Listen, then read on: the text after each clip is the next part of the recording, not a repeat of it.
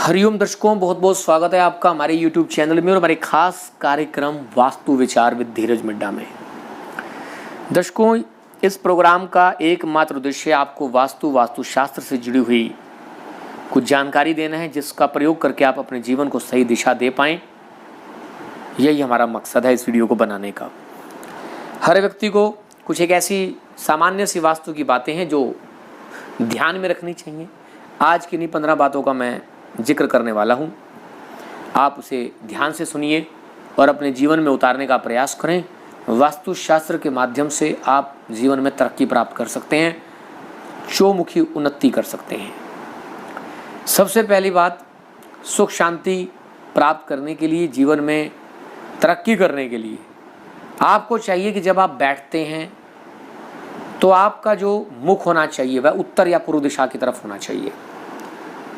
उत्तर या फिर पूर्व दिशा की तरफ ही मुख करके आपको बैठना चाहिए। ऑफिस में बैठें, घर में बैठें, दुकान में बैठें, फैक्ट्री में बैठें, कहीं पर भी बैठते हैं तो आपका जो मुख होना चाहिए हमेशा उत्तर दिशा की तरफ होना चाहिए, या फिर पूर्व दिशा की तरफ होना चाहिए, या फिर ईशान कोण की तरफ होना चाहिए, जो उत्तर और पूर्व दिशा का कोण होता है।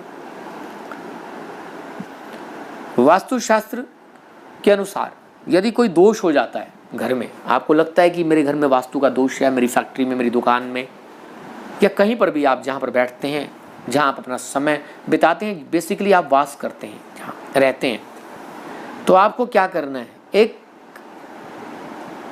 गिलास में या फिर एक बर्तन में थोड़ा सा शुद्ध जल ले लें और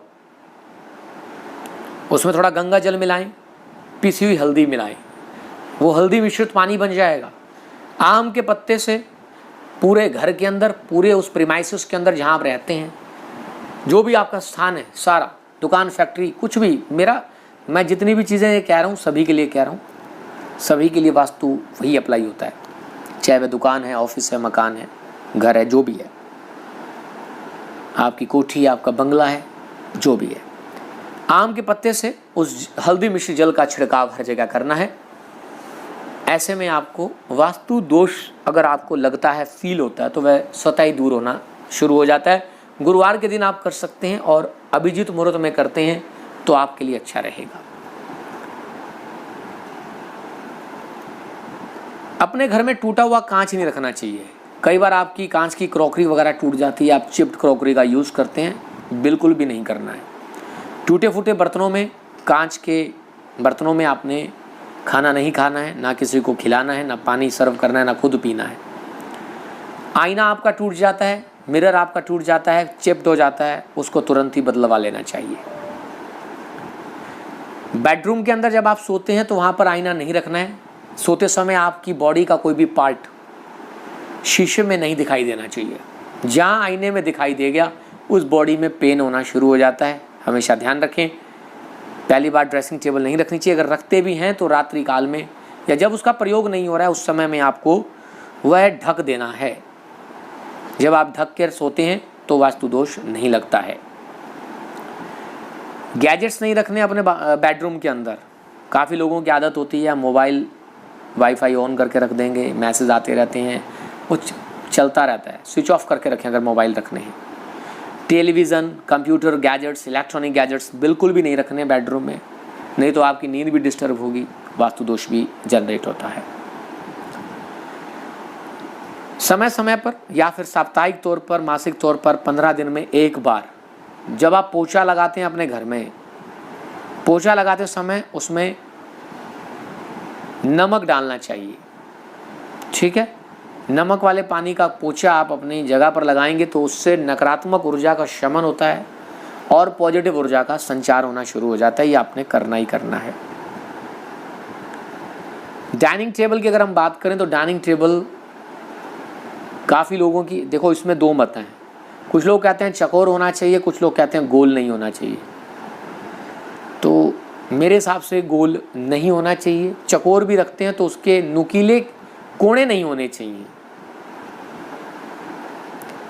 फिटकरी का प्रयोग आप कर सकते हैं। जहाँ जहाँ आपको लगता है कि यहाँ पर नेगेटिव ऊर्जा है या यहाँ कोई वास्तु दोष है तो फिटकरी रख सकते हैं। फिटकरी भी नकारात्मक ऊर्जाओं को ग्रहण कर लेती है। कुछ समय के बाद उस फिटकरी को बाहर फेंक देना चाहिए और नई फिटकरी रख देनी चाहिए। प्रवेश द्वार हमेशा सुंदर बनाए रखें। मुख्य द्वार जो है, घर का मुख्य द्वार बहुत इंपॉर्टेंस रखता है। वास्तुशास्त्र अनुसार घर का जो मुख्य द्वार है उसको जितना हो सकता है डेकोरेटिव बनाए रखें। उस पर बंधनवार, तोरण ये सब लगाए रखने चाहिए। विशेष तिथियों में अगर आप आम के पत्तों का तोरण बना के लगाते हैं तो आपके लिए बहुत उन्नति के रास्ते खुलते हैं। डस्टबिन को हमेशा ढक कर रखें। जहाँ भी कूड़ा करकट आपने कोई स्थान बना रखा है, कोई डस्टबिन बना रखा है, तो डस्टबिन को आपने ढक कर रखना है। खुला डस्टबिन नकारात्मक ऊर्जा रिलीज करता है और वो इधर उधर फैलती है, आपके घर में वास्तु दोष उत्पन्न होता है। कई बार वास्तु दोष होता है तो क्या करना है, घर में घर का जो प्रवेश द्वार है उसके बाहर और अंदर दोनों तरफ गणेश जी की फोटो लगानी चाहिए। इससे भी वास्तु दोष का शमन होता है। विंड चाइम का प्रयोग कर सकते हैं। विंड चाइम्स होती हैं, पवन घंटी जिसे बोलते हैं, वह आप अपने कर्टन्स के साथ अपने मेन डोर पर, अपने जहाँ भी आपको स्थान उचित लगे, जिससे कहीं हवा वगैरह आए तो वह हिलती डुलती हैं और एक अच्छा म्यूज़िक, एक अच्छी संपंदन पैदा करती हैं, वाइब्रेशन अच्छी होती हैं, ये कर सकते हैं। हमेशा कोशिश करें अपनी राशि के अनुसार, अपने लग्न के अनुसार, अपनी राशि के अनुसार तिलक जरूर लगाना चाहिए। तिलक के ऊपर मैं 1-2 दिन में कोई वीडियो बना दूंगा कि किस राशि के जातक को कौन सा तिलक लगाना शुभ रहेगा। बंद घड़ियाँ, खोटे सिक्के, जंग लगा सामान, बरसात में भीगी लकड़ी, एंटिक वस्तुएं घर में नहीं रखनी चाहिए। यदि राहु दूषित होता है तो एंटिक सामान और ये सब सामान नहीं रखना चाहिए, और राहु कुपित हो जाते हैं और आपको गलत डिसीजन करा के आपकी भ्रम में स्थितियाँ उत्पन्न करते हैं, इल्यूजन्स की स्थितियाँ बनाते हैं और उसके बाद नुकसान आपको हो जाता है, अचानक से ऐसा करवा देते हैं। तो थोड़ा ध्यान रखना है। अच्छा, एक बात और भी कहना चाहूँगा, ईशान कोण हमेशा हल्का रखें, साफ सुथरा रखें, और जो नैऋत्य कोण है, साउथ वेस्ट, दक्षिण पश्चिम, इसे हमेशा ऊंचा रखना है और भारी रखना है। अपने घर में जो भी सामान आपने रखना है वो इधर उधर फैला हुआ नहीं रखना है, एकदम तरतीब से रखना है, मतलब ऑर्गेनाइज्ड वे में रखना है, अच्छे तरीके से रखना है। चलिए, ये थे कुछ वास्तु के टिप्स। अगर आपको पसंद आए तो उसे लाइक और शेयर जरूर करिएगा।